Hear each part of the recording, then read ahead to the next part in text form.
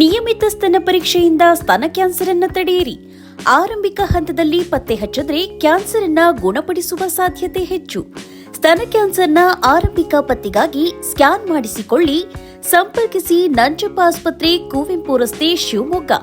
ದೂರವಾಣಿ ಸಂಖ್ಯೆ 0818226800 ಅಥವಾ 0818223967 ಮತ್ತು ಮಾಗನೂರು ಬಸಪ್ಪ ರಸ್ತೆ, ದಾವಣಗೆರೆ.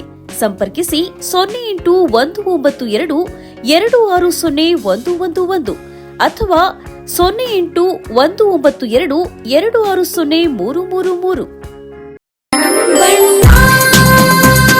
ಸರ್ಫಾ ಕೋಟ್ಸ್, ಸರ್ಫಾ ಕೋಟ್ಸ್, ಸರ್ಫಾ ಕೋಟ್ಸ್ ರವರ ಸುದೀರ್ಘ ಬಾಳಿಕೆಯ ಸುಂದರವೂ ಆದ ಜಲಾಧಾರಿತ ಪರಿಸರ ಸ್ನೇಹಿ ಪೇಂಟ್ಗಳನ್ನೇ ಬಳಸಿ. Surfa luxury emulsion paint, odourless, low VOC, good for health, good for earth. Surfa coats. ಬದಲಾವಣೆ ಮಾಡುವುದಾದರೆ ಮಾಡಲಿ, ನಮ್ಮಂಥವರಿಗೆ ಅವಕಾಶ ಸಿಕ್ಕಂಕಾಗುತ್ತದೆ. ರಾಜ್ಯಕ್ಕೆ ರಾಹುಲ್ ಗಾಂಧಿ ಅವರು ಬಂದಿದ್ದಾರೆ, ಅವರು ಒಂದು ನಿರ್ಧಾರ ತೆಗೆದುಕೊಳ್ಳುತ್ತಾರೆ ಎಂದು ಶಾಸಕ ಗೋಪಾಲಕೃಷ್ಣ ಬೇಳೂರು ತಿಳಿಸಿದ್ದಾರೆ. ಶಿವಮೊಗ್ಗದಲ್ಲಿ ಮಾಧ್ಯಮಗಳಿಗೆ ಪ್ರತಿಕ್ರಿಯೆ ನೀಡಿದ ಗೋಪಾಲಕೃಷ್ಣ ಬೇಳೂರು, ನಾವು ನಮ್ಮ ಪಕ್ಷ ವಿರೋಧ ಪಕ್ಷದವರಿಗೆ ಆಹಾರವಾಗುವುದು ಬೇಡ, ನಮ್ಮ ಪಕ್ಷದ ಕಾರ್ಯಕರ್ತರಿಗೆ ಉತ್ತರ ಕೊಡಲು ಆಗುವುದಿಲ್ಲ. ಕೂಡಲೇ ಈ ಎಲ್ಲ ಗೊಂದಲಗಳಿಗೆಲ್ಲ ಬಗೆಹರಿಯಬೇಕು, ಇಲ್ಲವಾದರೆ ರಾಜ್ಯದ ಜನರಿಗೆ ಹಾಗೂ ನಮ್ಮ ಕಾರ್ಯಕರ್ತರಿಗೆ ಉತ್ತರ ನೀಡಲು ಆಗುವುದಿಲ್ಲ ಎಂದರು.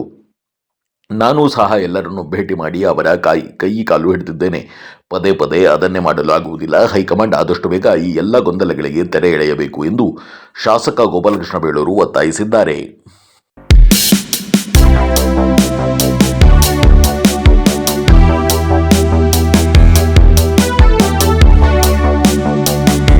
ನೋಡಿ, ಒಬ್ಬರು ಇಳಿಸಿದ್ರೆ ರೆಬಲ್ ಆಗ್ತಾರೆ, ಇನ್ನೊಬ್ಬರು ಇಳಿಸಿದ್ರೆ ರೆಬಲ್ ಆಗ್ತಾರೆ. ಇದೆಲ್ಲ ಸಹಜ ನಡೀತದೆ. ಇದೆಲ್ಲ ಊಹಾಪೋಹಗಳು ನಡೀತದೆ. ಇದು ಯಾವುದೂ ನಡೀಲಿಕ್ಕಿಲ್ಲ. ಬಹುಶಃ ಸದ್ಯದಲ್ಲೇ ಒಂದು ಇತಿಶ್ರೀ ಹಾಡ್ತಾರೆ. ಸದ್ಯ ನಮ್ಮ ರಾಷ್ಟ್ರೀಯ ನಾಯಕರು ತೀರ್ಮಾನ ಮಾಡಿದ್ದಾರೆ. ರಾಹುಲ್ ಗಾಂಧೀಜಿಯವರು ಬಂದಿದ್ದಾರೆ. ಬಹುಶಃ ಇವತ್ತು ನಾಳೆಯಲ್ಲಿ ತೀರ್ಮಾನ ಮಾಡಿ ಯಾರು ಇರಬೇಕು ಯಾರು ಇರಬಾರ್ದು ಅನ್ನೋದನ್ನ ತೀರ್ಮಾನ ಮಾಡ್ತಾರೆ. ನಾನು ಹೇಳ್ತಾ ಇದ್ದೀನಿ, ಈಗಾಗಲೇ ಈ ರಾಜ್ಯದಲ್ಲಿ ಗೊಂದಲ ಸೃಷ್ಟಿಯಾಗುತ್ತಾ ಇದೆ. ಇದೆಲ್ಲ ಸರಿಯಾಗಬೇಕಾದ್ರೆ ಆದಷ್ಟು ಬೇಗ ಮುಕ್ತಾಯ ಆಗಬೇಕು. ಇಲ್ಲಾಂದರೆ ಕಾಂಗ್ರೆಸ್ ಪಕ್ಷಕ್ಕೆ ಹೊಡೆತಾಗುತ್ತೆ. ಇದು ಕಾಂಗ್ರೆಸ್ ಪಕ್ಷಕ್ಕೆ ಹೊಡೆತಾಗುತ್ತೆ. ಕಾರ್ಯಕರ್ತರಿಗೆ ಉತ್ತರ ಕೊಡೋಕ್ಕಾಗಲ್ಲ, ವಿರೋಧ ಪಕ್ಷರಿಗೆ ಆಹಾರವಾಗುತ್ತೆ.